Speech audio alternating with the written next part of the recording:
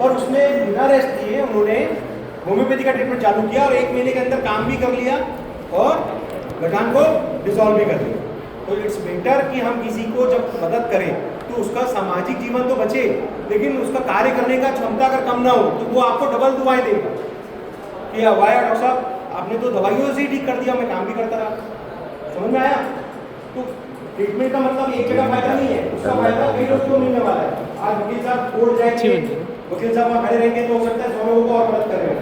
तो हमेशा एक डॉक्टर का लक्ष्य सिर्फ अपने लिए नहीं होना चाहिए, जब किसी को ठीक करना है तो उसका पर्पज पूरे को समाज को भी मिलना चाहिए, वो इसका लक्ष्य है।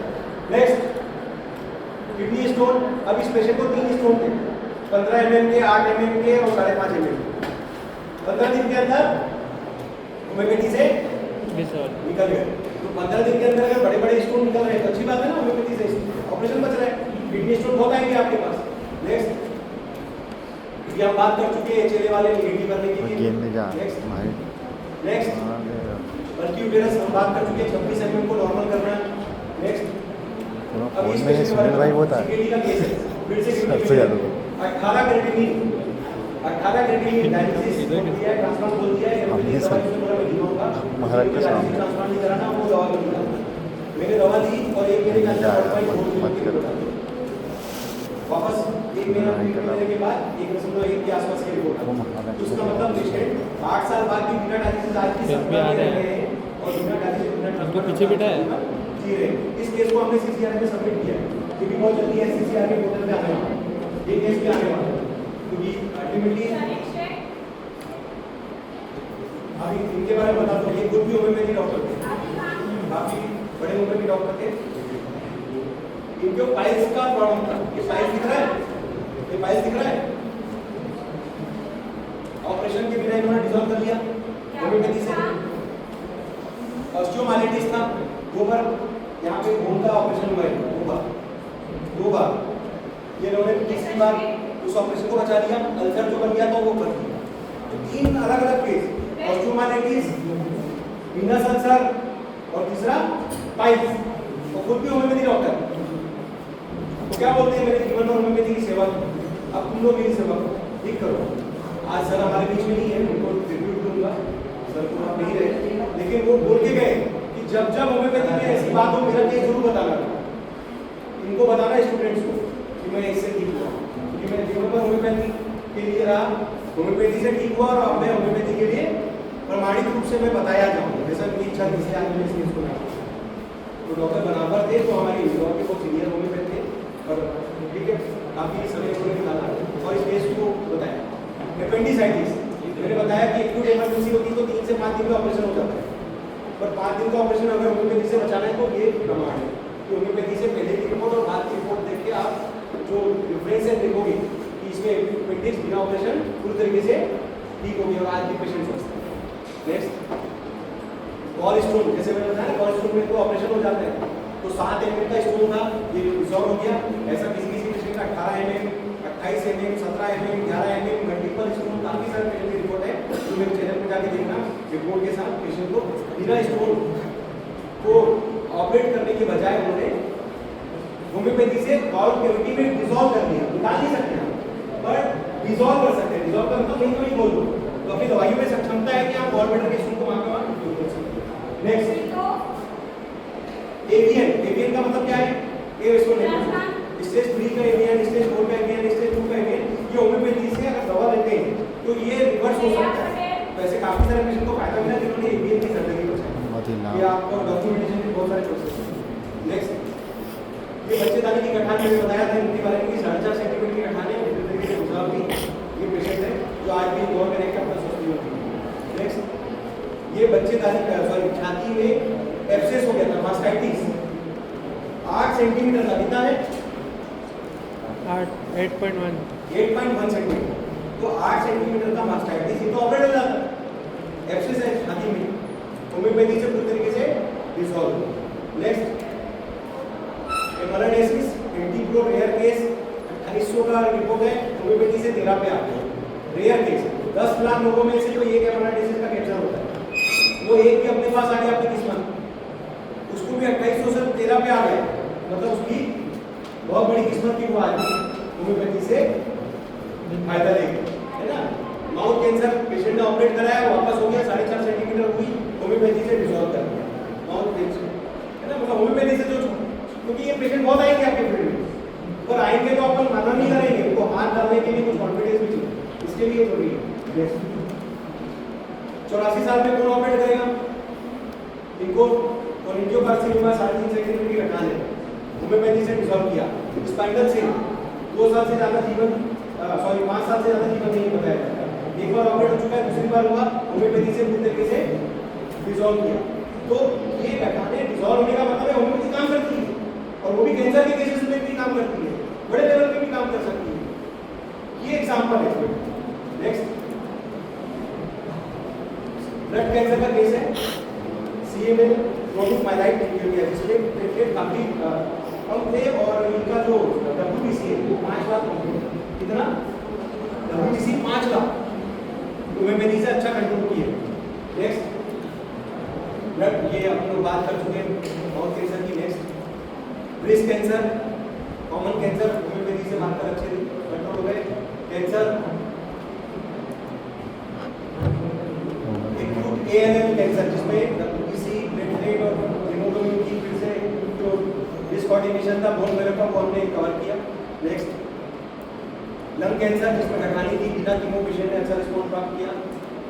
माउथ कैंसर, टंग कैंसर, अब कहते हैं ना गुटखा खाने वालों को माउथ कैंसर होता है, अब इस लड़की ने आज तक गुटखा का टच भी नहीं किया, मैंने जीवन भर अपने दूसरों को समझाया, मुझे क्यों, पर होने में टंग कैंसर, माउथ कैंसर किसको भी हो सकता है, पर इन्होंने भी होम्योपैथी से 1 महीने में ठीक किए। कितने में? 1 महीने, ये फायदा। नेक्स्ट ये केस क्या चीज का है? Left glottic carcinoma, carcinoma of left, इसका क्या मतलब है? ग्लॉटिस में कैंसर की घटना, पहले की रिपोर्ट बाद की रिपोर्ट पूरी तरीके से डिसॉल्व, बिना काटे पीटे, बिना कीमो, होम्योपैथी। नेक्स्ट अब ये बड़ा केस है, किडनी कैंसर में 11 सेंटीमीटर की घटना। अब 11 सेंटीमीटर का घटना किसको बोलते हैं? कितना होगा? अब कितना होगा? 11। अब 11 सेंटीमीटर का घटना कोई लेके आया अपने पास, पहले अपन क्या बोलेंगे? पॉसिबल नहीं, क्या बोलेंगे? इम्पॉसिबल। भैया इम्पॉसिबल है, हम कोशिश कर सकते हैं, कोशिश कर सकते हैं, ये बात नहीं बोलना कि मैं ठीक कर दूंगा।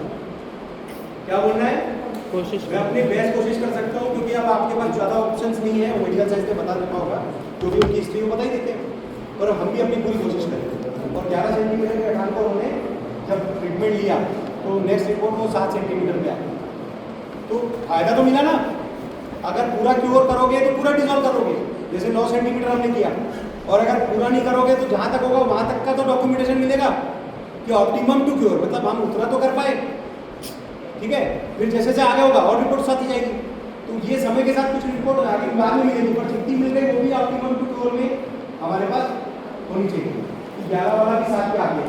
नेक्स्ट ये प्रोस्टेट का केस है, 95 ग्राम का प्रोस्टेट, जो कि होम्योपैथी से नॉर्मल हुआ, जो बीएसए जो प्रोस्टेट कैंसर में बढ़ जाता है वो पूरी तरीके से नॉर्मल हुआ बिना ऑपरेशन, बिना। ये मैनेजियल कार्सिनोमा लोकल कॉर्ड का कैंसर है पेशेंट को, ये पेशेंट की हिस्ट्री बताता हूँ। ये गया अहमदाबाद, उन्हें यहाँ कटेगा, वहाँ पे 2-3 पेशेंट को देखा, कीमो हो रहा है, कटा हुआ है, नहीं लगी है, नाक की नली से, तो बोले सर मैं तो कटवाऊंगा ही नहीं, तो भाग के आ गया वहाँ से। और आखिरी में डॉक्टर ने उसको क्या दिया? लामा, कि भैया आप जा रहे हो, रिस्क में हो और कभी भी कुछ भी हो सकता है। लामा देते ना हॉस्पिटल में, कैसे डिस्चार्ज हुआ? ये लामा लेके आए, आखिरी में होम्योपैथी ली और उसने 2 महीने से 3 महीने के ट्रीटमेंट में पूरा घटान डिसॉल्व कर दिया। तो इसको कहीं ना कहीं ईश्वर ने बचाया है, तो मेडिकल एडवाइस के आगे जाकर इसने ट्रीटमेंट लिया अपने से, पर कहीं ना कहीं याद भी है ना। तो ये होम्योपैथी का मतलब प्रभाव है कि होम्योपैथी से हम बड़े केसेस में भी अच्छा काम करते हैं। नेक्स्ट ये बड़ा केस है, रिट्रोपेरिटोनियल कार्सिनोमा। रिट्रोपेरिटोनियल कार्सिनोमा यानी पेट में यहाँ पे पेनक्रियास के पास 6 सेंटीमीटर की घटना, 6 सेंटीमीटर की घटना है, होम्योपैथी से इस घटना को पूरी तरीके से डिसॉल्व, तो ये बिना ऑपरेशन होम्योपैथी से फायदा होगा। सागर की पेशेंट, सागर फातिमा भी नाम है। नेक्स्ट ये सोनी बाई बोलती है 84 साल की उम्र में, मैं ऐसे चली जाऊंगी सर, पर कैंसर से नहीं जाऊंगी। सर्वाइकल कैंसर था, 3.5 सेंटीमीटर की घटना थी, होम्योपैथी की डिसॉल्व कर दी। अभी हमारे बीच में नहीं है, कोई एक्सीडेंट हुआ था घाट में कहीं पे, पर वहाँ वो नहीं रही, लेकिन कैंसर से वाकई नहीं गई, इसलिए वीडियो है मेरे पास, उसमें इसने बोला था कि सर मेरे लिए भगवान है, और वो वर्ड में याद रखें सर मैं ऐसे चल जाऊँगी पर कैंसर से नहीं जाऊँगी। आज इनको भी हम साहब नेक्स्ट पीछे माउथ कैंसर देखो ऑपरेट हो क्या है पेशेंट, डॉक्टर साहब ये एक ऑपरेशन के बाद कई बार 3 ऑपरेशन के बाद चेहरा देखने लायक नहीं कैमरे है, में तो भी यार फिर भी इन्होंने होम्योपैथी से अच्छा मेंटेन किया। कैमरे में आप क्या रहे हो सर? ये सेरिब्रल एट्रोफी का केस है, अच्छा केस है। सबसे ज़्यादा इस तो आप लड़की को झटके आते थे, ये मेरे दोस्त की भांजी है, मुझे भी मामा बोलती है। ये मतलब सेरिब्रल एट्रोफी मतलब ब्रेन सिकुड़ गया। अब जो ब्रेन सिकुड़ना चाहिए 60 साल की उम्र में, मामा अगर उसके वो पास रख दे। बच्चे में ये सिकुड़ जाए मतलब गलत है, इसको झटके आने लग ये बढ़िया गए। है। इसलिए होम्योपैथी की 11 महीने की ट्रीटमेंट थी, रिपोर्ट नॉर्मल डाली, जो ईजी की रिपोर्ट है वो भी नॉर्मल आ गई और आज की झटका बंद हो गया। इसकी शादी हो गई, इसका बच्चा भी है। ऐसे यानी एकदम सही सेरिब्रल एट्रोफी जो कि इरिवर्सिबल होता है, अभी हमने पढ़ा ना इनक्यूरेबल केसेस, इरिवर्सिबल केसेस। ये इरिवर्सिबल केसेस कैसे हो सकते हैं? रिवर्स हो सकते हैं। तो ये मैं अकेला नहीं करूंगा, ऐसा आपको भी बताना है आगे, तो इसके लिए आपको ये सब काम करना पड़ेगा। नेक्स्ट लंग कैंसर का पेशेंट, कीमो के बिना उन्होंने अच्छा रिस्पॉन्स प्राप्त किया। नेक्स्ट अब ये पेशेंट बता दो, ये क्या है? वेंटिलेटर पेशेंट अनकॉन्शियस है, नर्वस पैरासिम्पैथिक सिस्टम पूरा कोलैप्स हो चुका है, पेशेंट को तो पता ही नहीं है किस दुनिया में। आग की फीडिंग से ये नाक की नली है, इससे अपन ने टिंचर और डाइल्यूशन को मिलाकर, टिंचर और डाइल्यूशन को दोनों को मिलाकर ट्रीटमेंट दिया और नाक की नली से हमने डोज दिया। 15 दिन के अंदर पेशेंट आईसीयू से बाहर आकर इस कंडीशन, ये मेरे घर आया था तब। आज भी ये पेशेंट मैं यहाँ रहता हूँ महाराष्ट्र में, वहाँ पे वॉक करते हैं, रोज वॉक करते हैं, और कभी कभी मैं निकलता हूँ बुढ़िया को छोड़ने के लिए अपनी बेटी को, तो वो दिखते हैं, पवन जी कैसे हो, जय जय सर। तो एक देखो उसको तो दूसरा जीवन मिला है ना, वो तो पता नहीं है वेंटिलेटर पे थे, क्या पता आती कि नहीं आती, पर उनके परिवार वालों ने चूंकि कॉन्टेक्ट किया, अपने ट्रीटमेंट किया और महीने के उसका पैसा तो आज भी वो अपना अच्छा जीवन जी रहे। तो वेंटिलेटर से बाहर आना मतलब एक तरीके से मान लो ऑलमोस्ट इम्पॉसिबल टू पॉसिबल वाला काम था। और जब सबने मना कर दिया होम्योपैथी से वो एडिशन लेके, हाँ अगर होम्योपैथी से वेंटिलेटर से बाहर आ सकता है पेशेंट, तो मेरे एरिया में ये सबसे बड़ा केस में से एक मैं मानता हूँ। कोई कहता है ना कि सबसे बड़े केसेस क्या हैं, तो मैं बोलता हूँ वेंटिलेटर से बाहर निकालना। सबसे बड़ा केस क्या है? वो जीपीएम पेशेंट को जो 2 ऑपरेट हो चुकी, जो शुरू वाला, उसको बाहर लाना। सबसे बड़ा केस क्या है? टी स्क्रीनिंग वाले को नॉर्मल करना। ऐसा हर केस है, लेकिन ये बड़े लेवल के बेंचमार्क केस है। बेंचमार्क क्या होता है? जो बेंच बना के मार्क सिद्ध करे कि हम ऐसा कर चुके हैं और ऐसा हो रहा है, ठीक है?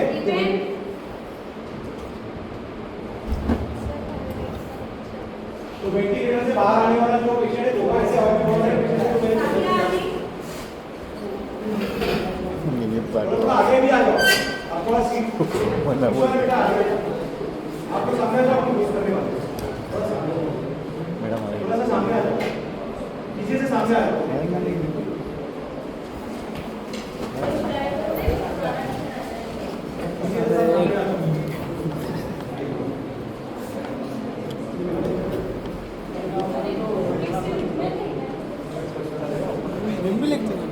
बंद कर